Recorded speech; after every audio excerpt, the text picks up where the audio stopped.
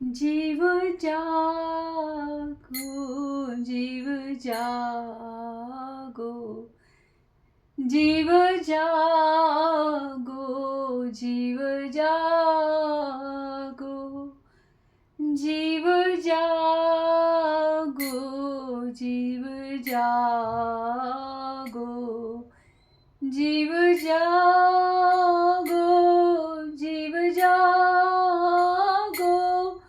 गोरा चांद बोले रे, गोरा चांद बोले रे, जीव जागो, जीव जागो, जीव जागो, गोरा चांद बोले रे।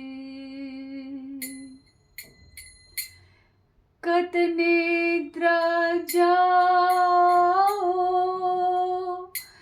माया पिशाचीर कोले,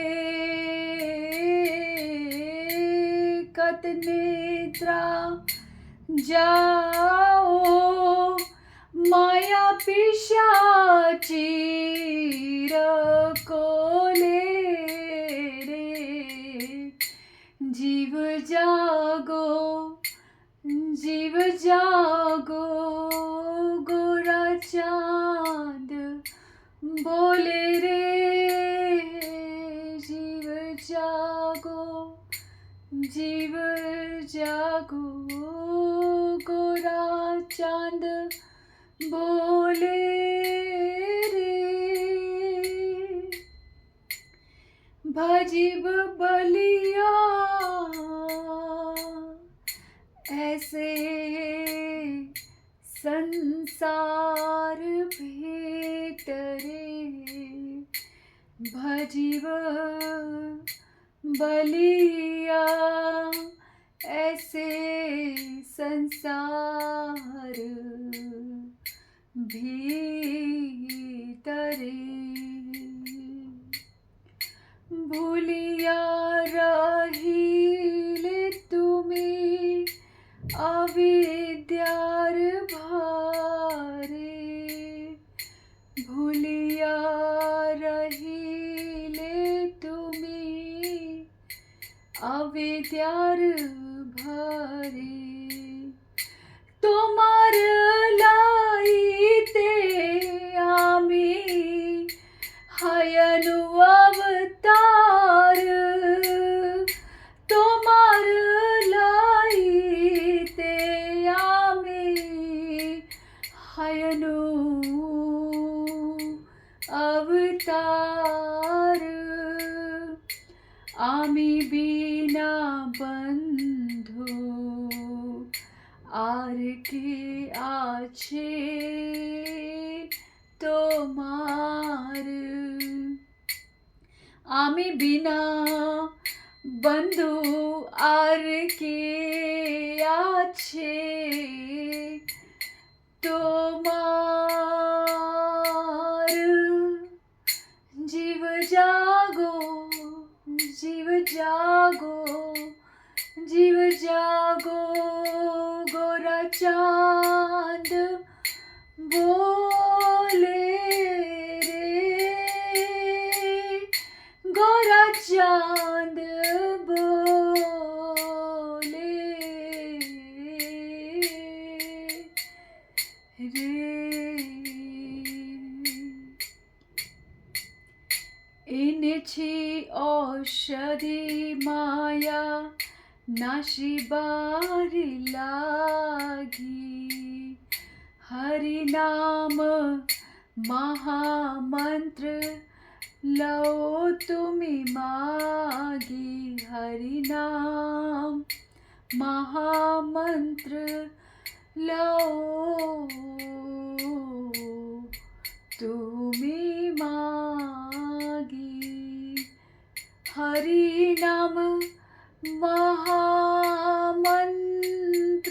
लो, हरि नाम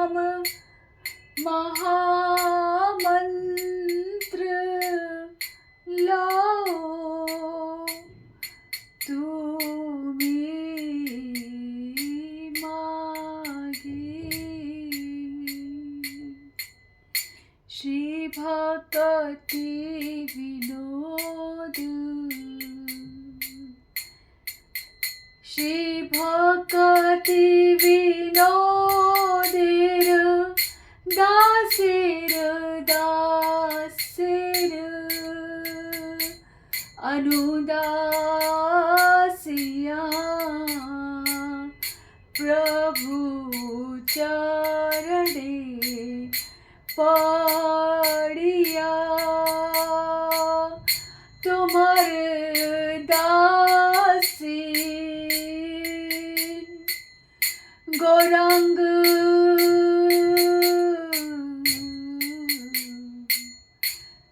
चरणे पड़िया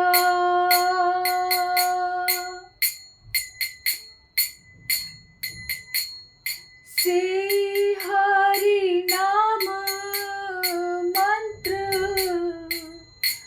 लैल मागिया तुम्हारे दासी प्रभु चरण पड़िया तुम्हारे दासी प्रभु चरण पड़िया तुम्हारे दासी प्रभु तुम्हारे दासी प्रभु चरण पड़िया से हरि नाम मंत्र लैल मागिया से हरि नाम मंत्र लैल मागिया ओ गोरा अमार प्राण हे सचिनंदन हे भगवान से हरि नाम मंत्र लैल मागिया से हरि नाम मंत्र लैल मागिया जीव जागो जीव जागो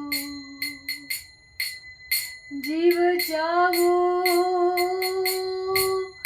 जीव जागो जीव जागो जीव जागो जीव जागो गोरक्षान बोले रे गोरा चांद बोले बोले रे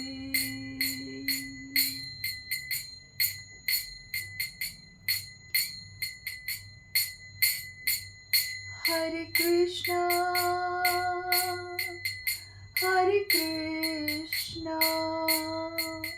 कृष्णा कृष्णा हरे हरे हरे रामा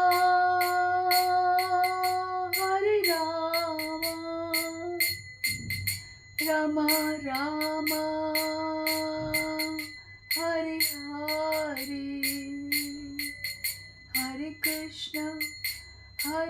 कृष्णा कृष्ण कृष्ण हरे हरे हरे रामा राम राम हरे हरे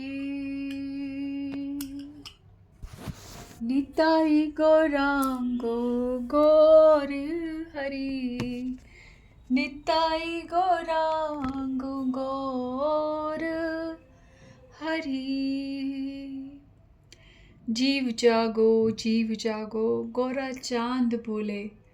गोरा चांद ने हमारे लिए अवतार लिया है, हमारे को बोल रहे हैं कि जीव जाग जाओ, जाग जाओ, जाग जाओ, जाग जाओ।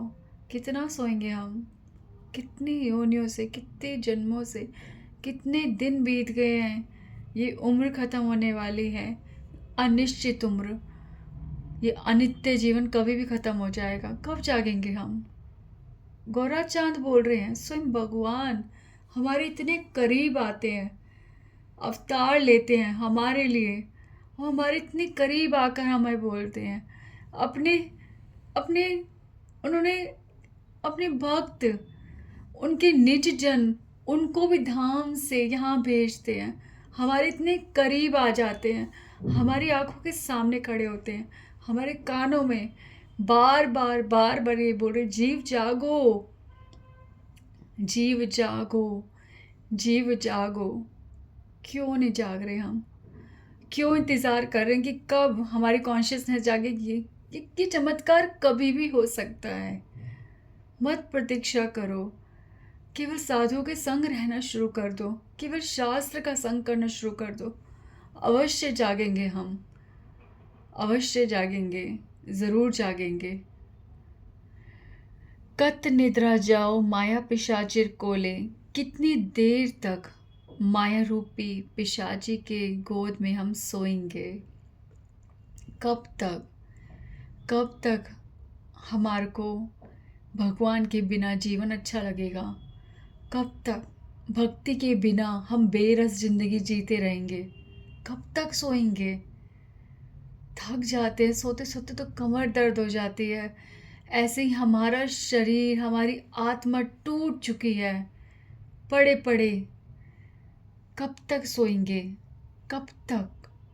भजीब बलिया ऐसे संसार भीतरे, इस जगत में यह कहते हुए आए थे हम कि हे मेरे भगवान, मैं आपका भजन अवश्य करूँगा। लेकिन भूलिया रहीले तुम्ही अविद्यार भरे, जैसे ही जगत में आए, अविद्या माया में फंस कर हम वह प्रतिज्ञा भूल गए। जब माता के गर्भ में होते हैं, अभी चैतन्य चरितामृत आई हुई है, हम जो शुरू कर रहे हैं, आगे जाके गौरांग महाप्रभु की एक बहुत सुंदर लीला आएगी, बहुत सुंदर। उसमें गौरांग महाप्रभु शची माता को गर्भ में कैसी पीड़ा होती है, हम कितना बुरी तरह से तड़प रहे होते हैं। आत्मा उस टाइम पे इतनी ज्ञान की अवस्था में होती है, उसे पूरा ज्ञान होता है उस समय में कि वो पिछले जन्म में कितना समय बर्बाद करके आया है।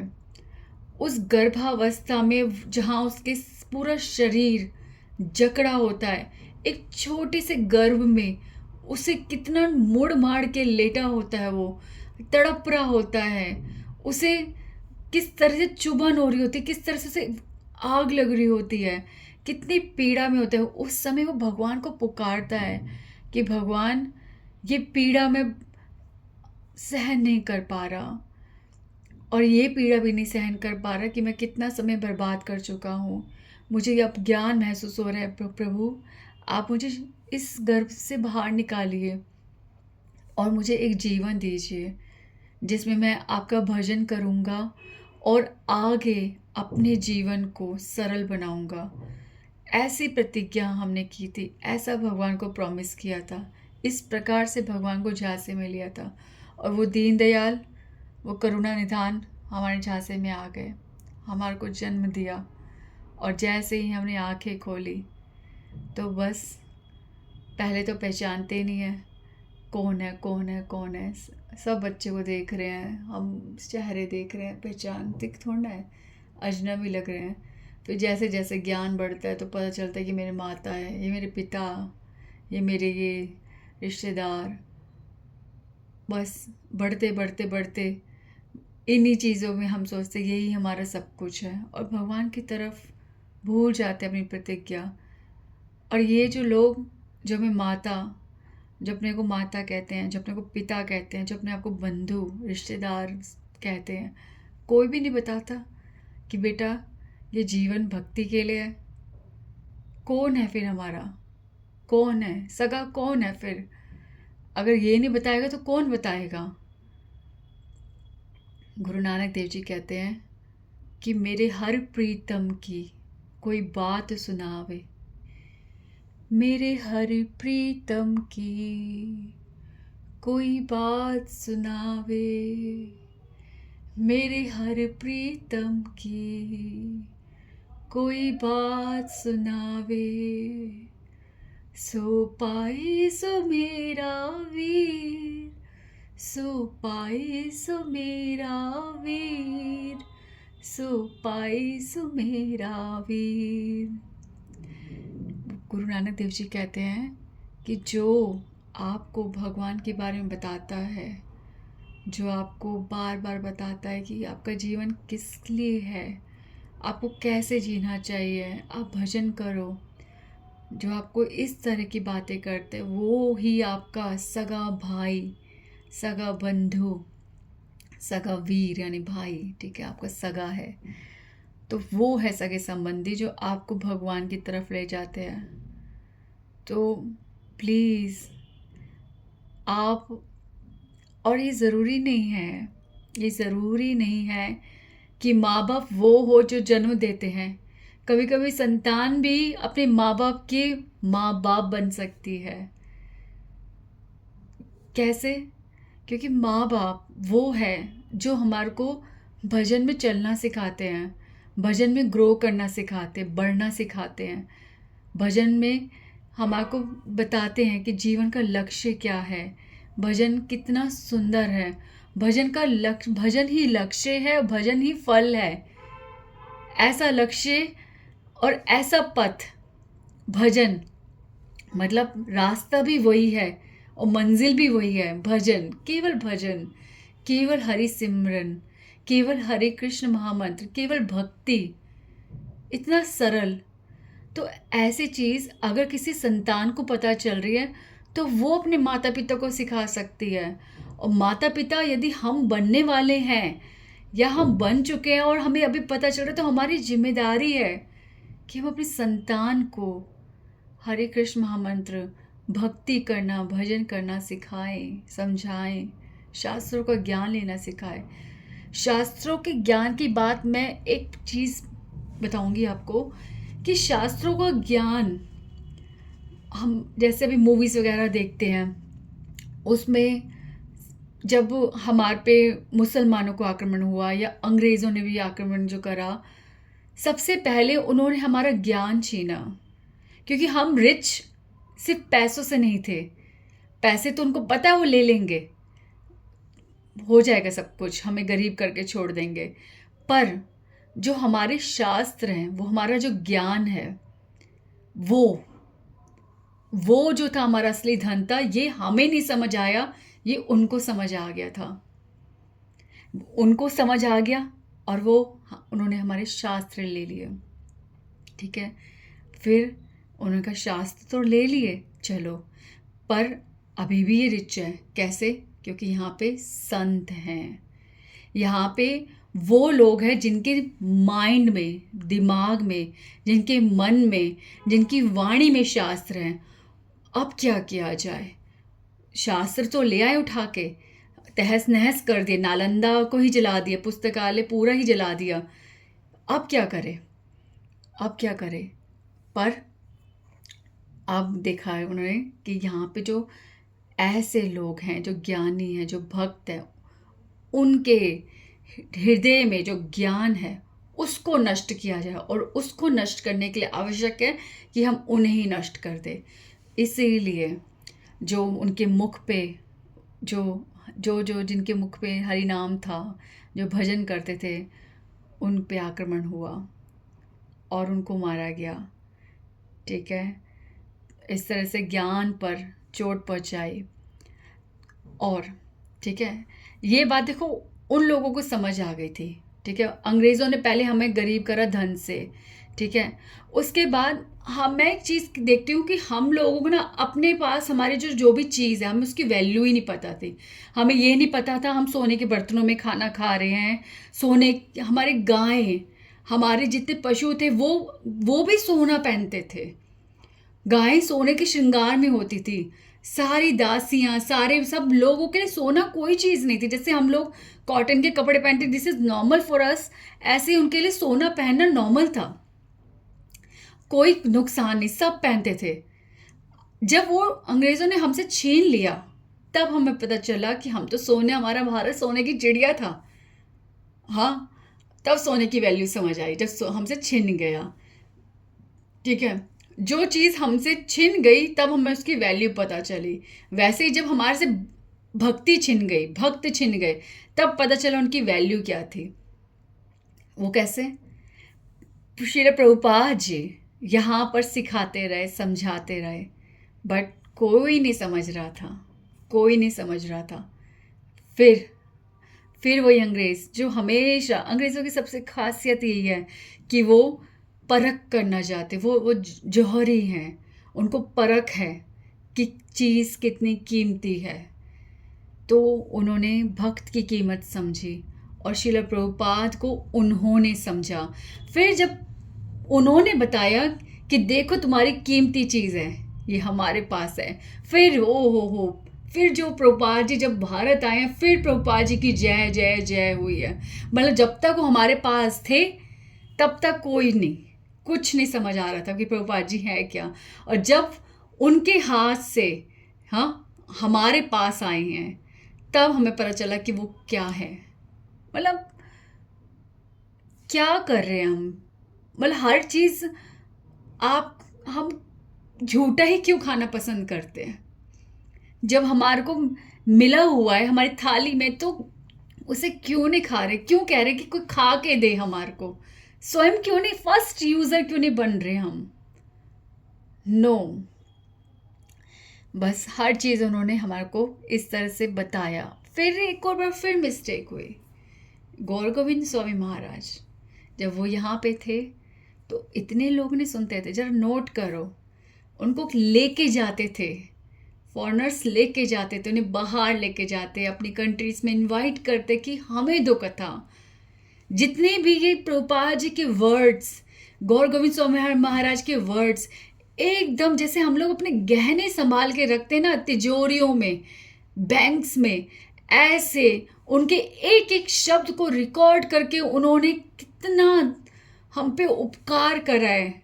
वो धन, हमारा ही धन, इतनी तरह से सेव करके, इतनी सुंदरता से सेव करके हमारे को फिर से दे रहे हैं।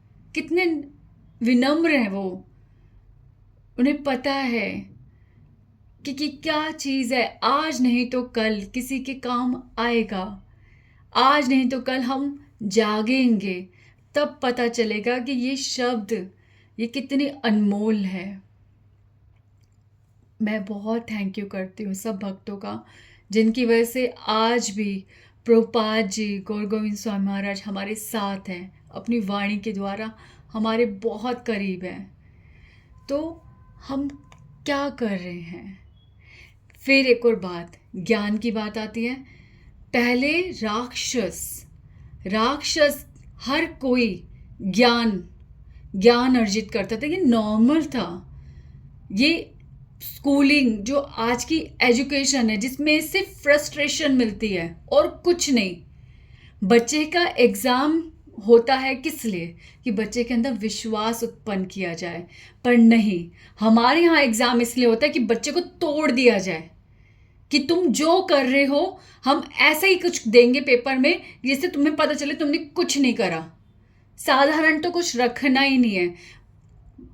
टेस्ट मतलब उसको तोड़ देना, उसके अंदर विश्वास नहीं जगाना, बल्कि उसको इतना टेंशन में कर देना। इतना कोर्स हम लोग फिर हद से ज़्यादा गलतियां कर रहे हैं। हमारे अंदर ज्ञान है, हमारे को बच्चे को रुचि के अनुसार सीखना चाहिए। एक तो हमारी एजुकेशन में कोई शास्त्रिक बात ही नहीं है, कुछ भी नहीं है, कुछ भी ऐसा नहीं है जिसको बच्चा जब छोड़ देता है तो कहता है कि इसे याद करना मुझे पसंद है। अगर वो उन एजुकेशन को दोबारा रिपीटेडली याद करने की कोशिश करे या उसका स्मरण भी करे, तो वो भी या तो किसी का एग्ज़ाम देना है, या किसी नौकरी के एग्ज़ाम के लिए उसके लिए वो आवश्यक है, या किसी इंटरव्यू के लिए आवश्यक है, तो वो अपनी नॉलेज को फिर से रिवाइज करेगा। Otherwise he is not interested in the past knowledge.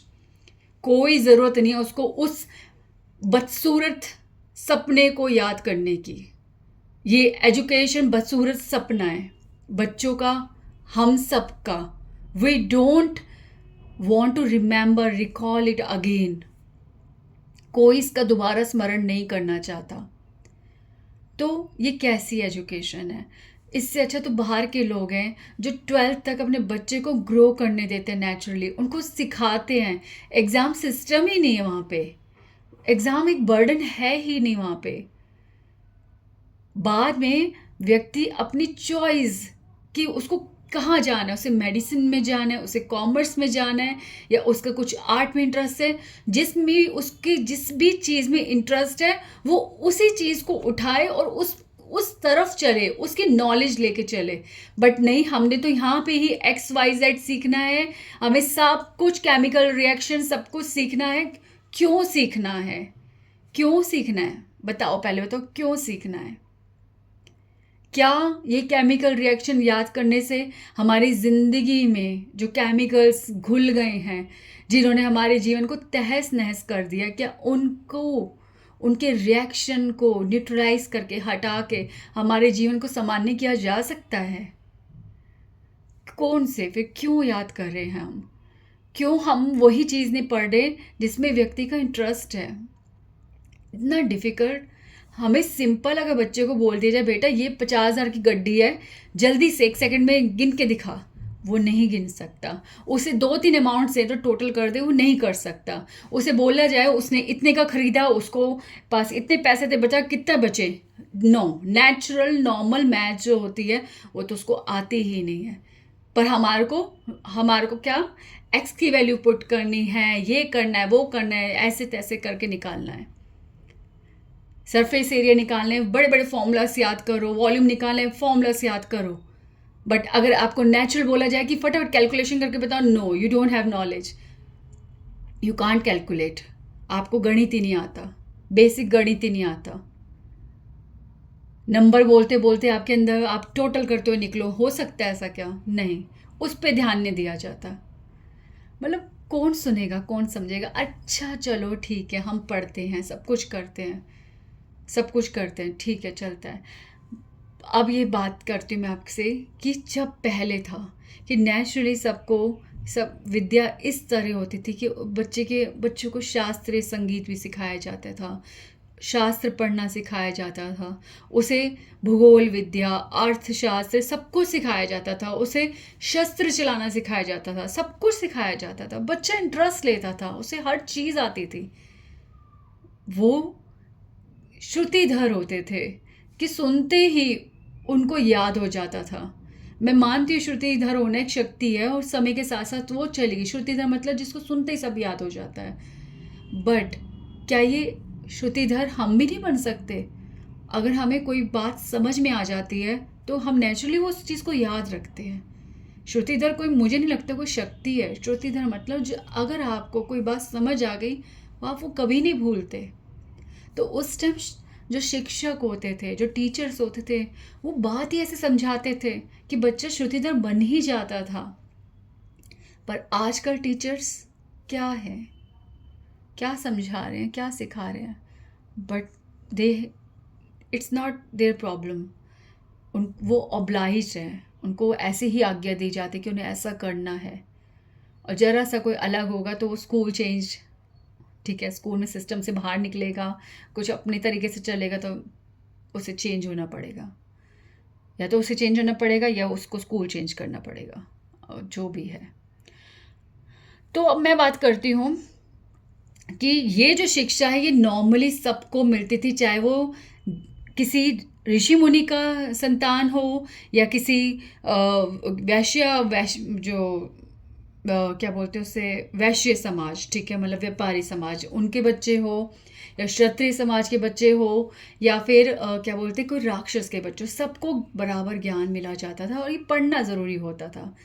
यहाँ की 2 एग्जाम्पल देती हूँ मैं आपको कि जब हिरण्याक्ष, ठीक है, हिरण्यकशिपु के बड़ा भाई, जब उसकी मृत्यु होती है, ठीक है, तो वह अपनी माता को ज्ञान देते हैं, माता अदिति को माता अदिति देवताओं की माता है, दिति उनकी माता है, ठीक है। दिति को हिरण्यकशिपु ज्ञान देता है कि माता आप दुख मत करो, और आत्मा का ज्ञान देता है कि वो चले गया, आप दुख मत करो। मतलब उसके अंदर नॉलेज थी और वो अपनी माता को ज्ञान दे रहा है। हालांकि उसने राक्षसों की तरह कार्य करा, ठीक है, उसने राक्षसों की तरह कार्य करा। ऐसा क्यों होता है? ऐसा इसलिए होता है क्योंकि हम लोग ना कुंभकर्ण हैं, हम सब कुंभकर्ण हैं, सब हर कोई, और राक्षस बहुत ज़्यादा कुंभकर्ण होते हैं। कुंभकर्ण का मतलब ये होता है कि जो जागते हैं थोड़ी देर के लिए और सोते हैं बहुत ज़्यादा देर के लिए। तो वैसे ही हमारे अंदर सारा ज्ञान है, पर जब सो रहे होते हैं तो ज्ञान हम यूज़ नहीं करते। तो जब हम जागते हैं, यानी कि जब हमें याद आता है तो हमें लगता है ज्ञान वाली बातें सब समझ आती है, पर जब हम सो जाते हैं, ठीक है, उस ज्ञान को यूज़ नहीं करते, तो हम निद्रा अवस्था में होते हैं। तो जो राक्षस होते थे उनका कुंभकर्ण जो है बहुत देर के लिए सोता था, तो वो उनका ज्ञान के दरवाजे बंद हो जाते थे और वो अपने आप भगवान से ईर्ष्या करते थे और अपनी राक्षस प्रवृत्ति को बढ़ाते थे। अब इसके पीछे बहुत रहस्य आगे आएगा, ठीक है। दूसरा एग्जाम्पल जरासंध का देती हूँ। जरासंध जब रुक्मणी जी का कृष्ण से विवाह हुआ, ठीक है, कृष्ण से विवाह हुआ या उनका क्या बोलते हैं अपहरण हुआ रुक्मणी जी का, भगवान आए और सारे राजाओं के सामने, ठीक है, वहाँ पे जरासंध भी था, वहाँ शिशुपाल भी था, वहाँ रुक्मी भी था, और अनेकों राजा, और सब राजा एक टीम में एकजुट होकर सिर्फ कृष्ण से युद्ध कर रहे हैं। क्यों? कि रुक्मणी कृष्ण की ना हो, इसलिए युद्ध कर रहे हो। सबने मिलकर कृष्ण पे अटैक कर रहा है, कृष्ण से युद्ध कर रहा है। अब यहाँ पर भगवान को युद्ध करने की आवश्यकता नहीं है। भगवान तो सिर्फ रुक्मणी जी को इशारे में हंसते हुए कहते, रुक्मणी चिंता मत करो, और चल देते आगे। किसने युद्ध करा? भगवान के सेनापति और बलराम जी ने, ठीक है। बलराम जी और उनके सेनापति ने ही साधारण से युद्ध में, साधारण से वार में, ठीक है, सारे लोगों को एक साथ चित्त कर दिया। तब जरासंध जो है शिशुपाल को हिम्मत देता है, ज्ञान देता है। सोचो, उसको ज्ञान है। तब वो बोलता है जरासंध कि शिशुपाल दुख मत करो, समय और भाग्य के अनुसार ही सबको मिलता है। आज जो शुभ समय जो है वो कृष्ण के साथ है, इसलिए वो रुक्मणी को ले गया। पर तुम चिंता मत करो कि हमारा भी भाग्य हमारे साथ जब आएगा तब हम फिर से विजयी होंगे। मैं भी 11 बार युद्ध में हारा हूँ, और तब जाके मैंने कृष्ण से युद्ध जीता था। हालांकि कृष्ण से युद्ध नहीं जीता था, कृष्ण भाग गए थे, ठीक है, रण छोड़ भाग गए थे। वो ना एक पर्वत पे चढ़ जाते कृष्ण बलराम, और जरासंध जो है उस पर्वत में आग लगा देता है, और कृष्ण जो है जंप मार के उस पहाड़ से कृष्ण बलराम जी चले जाते हैं, और जरासंध को लगता है कि उसने कृष्ण को हरा दिया। तो ये जो बोल रहा है कि मैं 11 बार युद्ध के बाद युद्ध जीता, तो इसका मतलब ये नहीं वो जीता, उसको वहम हो गया था वो जीता है, पर भगवान जीवित थे, उसे नहीं पता था। वो उसे तब पता चला जब भगवान युद्ध के लिए बाद में आए हैं। तो इस तरह से वो शिशुपाल को बता रहे हैं, ठीक है, और इतनी ज्ञान की बातें कर रहे हैं कि सारी शक्ति जो है भगवान के पास है। इतनी सुंदर सुंदर बातें कर रहे हैं, कितनी सुंदर बातें कर रही है। तो मतलब एक बात और आ रही है कि ज्ञान होना, सिर्फ ज्ञान होना और उसका अनुभव होना, कितना फ़र्क है। इन राक्षसों के पास ज्ञान तो था पर अनुभव नहीं था, क्योंकि अनुभव केवल वही करा सकता है जिसे स्वयं अनुभव हो, और वो भक्त होते हैं। हिरण्यकशिपु के पास ज्ञान है पर उसके साथ भक्त नहीं है, ठीक है, और जहाँ भक्त नहीं है वहाँ भगवान की कृपा नहीं है। इसलिए ज्ञान होने के बावजूद वो भगवान को नहीं समझते। जरासंध ज्ञानी है, ठीक है, ज्ञान है पर भक्तों का संग नहीं है, इसलिए भगवान की कृपा संग नहीं है, ठीक है। तो कैसा ऐसा ज्ञान? तो ज्ञान लेना ही आवश्यक नहीं है। अकेले भी पढ़ रहे हो, अकेले ही सोच रहे हो कि मैं सब कुछ अचीव कर रहा हूँ, मेरे को भक्ति मिल रही, नो। भक्तों से सुनना, भक्तों के संग रहना, तब जाके पता चलता है कि भक्ति क्या है। मैं इस कॉन्टेक्स्ट में प्लीज़ एक और बार कहूँगी कि पिछली बार भी मैंने कहा था कि गौर गोविंद स्वामी महाराज कहते हैं जिसके पास 100% भगवान हो ना, उससे भगवान मांगो। और प्रभुपाद जी कहते हैं शुद्ध वैष्णव संग। तो इसके लिए ना है, बहुत भक्त है, बहुत भक्त है, भक्तों की कमी नहीं है, बहुत भक्त है। पर शुरुआत में ना आप प्रभुपाद जी का और गौर गोविंद स्वामी महाराज, उनका डायरेक्ट संग करो। अब डायरेक्ट भक्त का संग करो, जैसे मुरारी बापू जी हैं और बहुत भक्त हैं ऐसे जो आप डायरेक्ट संग कर सकते हो उनका। और ऑनलाइन फ़ोन पे, डिवाइस पे भी कर सकते हो, शास्त्र पढ़ के संग कर सकते हो, नरोत्तम दास ठाकुर जी का, ठीक है, और रघुनाथ दास गोस्वामी जी का, रूप गोस्वामी जी का। डोंट थिंक बहुत मुश्किल लगता है, उनकी बात नहीं समझ आती या उनके शास्त्र नहीं समझ आते, मत परेशान हो, पढ़ो, पढ़ते जाओ। बच्चा जब स्कूल जाता है ना तो उसे भी कुछ नहीं समझ आता, उसे कुछ समझ नहीं आ रहा होता, पर हम क्या कहते हैं, पढ़ता रहे, धीरे धीरे समझ आना शुरू हो जाएगा। टीचर भी पढ़ाती रहती है, उसे पता है बच्चा समझ जाएगा धीरे धीरे। तो ऐसे ही हमें रेगुलर होना पड़ेगा। आत्मा सब कुछ ग्रहण कर रही है, सब कुछ ग्रहण कर रही है। आप बस आत्मा को भोजन कराते रहो, उसे स्वस्थ करो, उसे हुष्ट पुष्ट बनाओ, उसे हेल्दी बनाओ, ठीक है। तो आगे बात, हाँ, तो हम यहाँ पे थे कि कब तक हम कब जागेंगे हम, ठीक है। तो जागेंगे कैसे जागेंगे? भक्तों के संग से जागेंगे। और गौरांग महाप्रभु डायरेक्ट आए हैं। गौरांग महाप्रभु हमारे बहुत करीब हैं।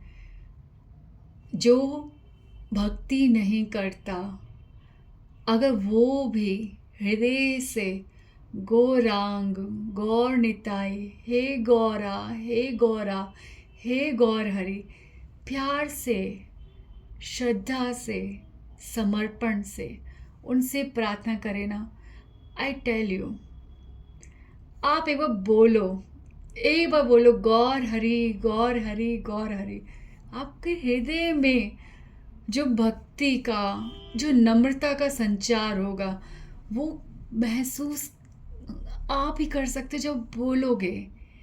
Please experience it. तो भजीब बलिया ऐसे संसार भीतरे, भूलिया रहिले तुम्ही अविद्यार भरे। तो हम अपनी प्रतिज्ञा भूल गए हैं इस जग में आकर। प्रतिज्ञा भूल जाते हैं हम। हमें ऐसा लगता है कि यही सब कुछ है, पैसा ही सब कुछ है, और ये समझना कोई, इसमें बस सिस्टम ही ऐसा चल रहा है, जिसको देखो सब पैसा पैसा कर रहे हैं। टीचर समझाती है कि बच्चों पढ़ो, कुछ बनना है, पीछे रह जाओगे, तुम्हारे फ्रेंड्स आगे चले जाएंगे। माँ बाप कह रहे हैं कुछ बनना है, हम नहीं तुम्हारा हमेशा साथ देंगे। फ्रेंड्स जो हैं पढ़ रहे हैं, इतनी मेहनत कर रहे हैं, आप उनको देख के इंस्पायर्ड हो रहे हो, ओ यार ये तो आगे बढ़ जाएगा, मैं पीछे रह जाऊंगी, और पढ़ रहे हैं, ठीक है। चारों तरफ से एक ही बात सुनने को मिलती है, पैसा पैसा पैसा, मेहनत, तुम्हें ही करना है। बस यही सत्य लगता है और भागते रहते हैं अंधों की तरह। एक अंधा चल रहा है और पीछे जो एक और अंधा है, उसके कंधे पे हाथ रखा हुआ है, और वो सोच रहा है आगे वाले को दिखता है, आगे वाले को लगता है उससे आगे वाले को दिखता है, और ऐसे ही अंधों की भीड़ चली जा रही है। कोई नहीं पता, किसी को नहीं पता सत्य कहाँ है, और सब टप टप टप टप टप टप करके फिर गिरते रहते हैं, जीवन ख़त्म होता रहता है। इसीलिए तो मार लईते आमे हैनु अवतार, हमारे लिए इसीलिए गौरांग महाप्रभु ने हमारे लिए अवतार लिया है, हमारे लिए अवतार लिया। भगवान ने कितना सरल करके हरे कृष्णा कृष्ण कृष्ण हरे हरे, हरे राम राम राम हरे हरे, इतना आसान महामंत्र दे दिया है। आप सोचोगे ये लंबा है, ये बोलना मुश्किल है, इसकी माला करना बहुत मुश्किल है। ओहो, अभी तक ज़िंदगी में ऐसा आसान हम कर ही क्या रहे हैं? कौन सी चीज़ मुश्किल नहीं है? सब चीज़ मुश्किल ही मुश्किल कर रहे हैं। रोटी खाना मुश्किल है, रोटी बनाना मुश्किल है, सफाई करना मुश्किल है, जॉब पे जाना मुश्किल है, स्कूल जाना मुश्किल है, सबसे संघर्ष करना मुश्किल है, अपने से आसपास के लोगों को खुश करना मुश्किल है। सारी ज़िंदगी मुश्किल ही तो कार्य कर रहे, इतने प्रैक्टिस्ड हो चुके हैं हम, उन सब के आगे ये तो मुश्किल है ही नहीं, ये तो बहुत आसान है। हरे कृष्ण महामंत्र, इसे प्रैक्टिस करना है। प्रैक्टिस करते करते पता चलेगा ये जीवा कितना आनंद लेती है, कितना आनंद लेती है।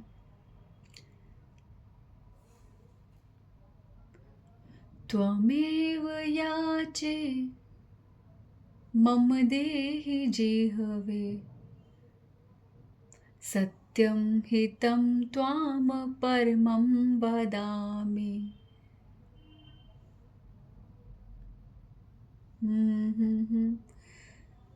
मधुराक्षराणि गोविंद दामोदर माधवेति।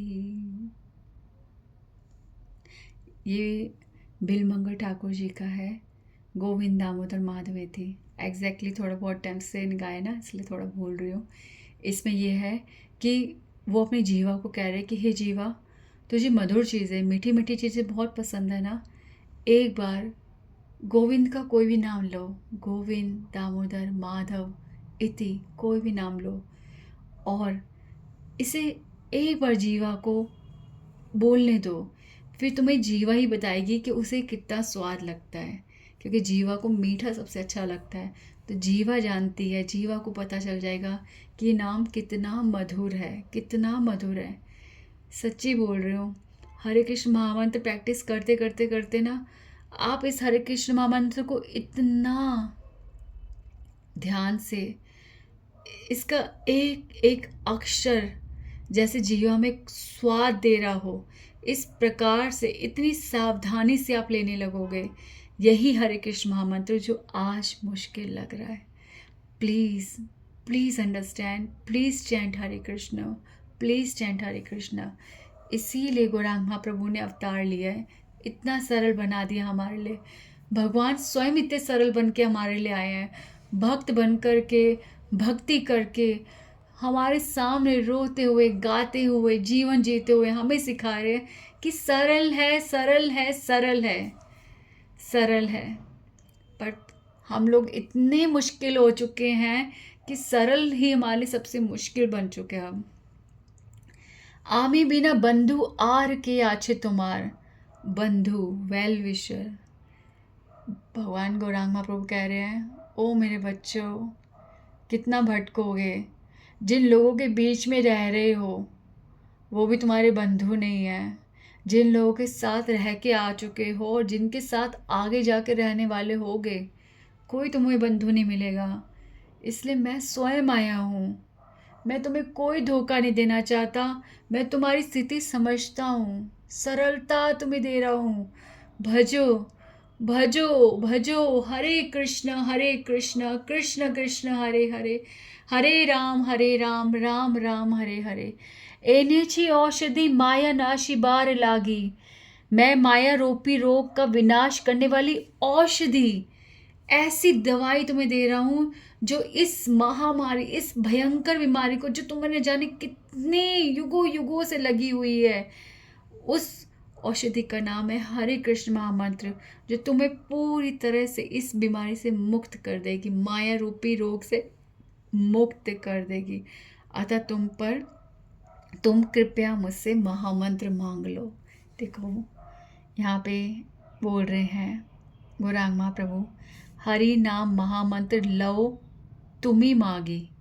ठीक है, इसके दो अर्थ हैं। हरि नाम महामंत्र लो तुम ही मांगी। गौरांग महाप्रभु हमसे मांग रहे हैं, हमसे प्रार्थना कर रहे हैं कि हरि नाम महामंत्र लो। और इसका दूसरा अर्थ है कि हरि नाम महामंत्र लो तुम ही मांगी। तुम मांगो, तुम मुझसे मांगो हरे कृष्ण महामंत्र। अकेले अकेले करोगे, सुन लिया, पता चल गया ये शास्त्रों का निचोड़ है और शुरू हो गए। एक बार मुझसे मांगो, क्योंकि मैं तुम्हारे अपराध खत्म कर दूंगा। जब तक हरे कृष्ण महामंत्र हम अपराध शून्य होकर नहीं गाएंगे, तब तक हम इस हरे कृष्ण महामंत्र की महिमा महसूस नहीं कर सकते। ठीक है, हमें अपराधों से मुक्त होना पड़ेगा। और वो अपराधों से मुक्त कौन कराएगा हमें? गौरांग महाप्रभु।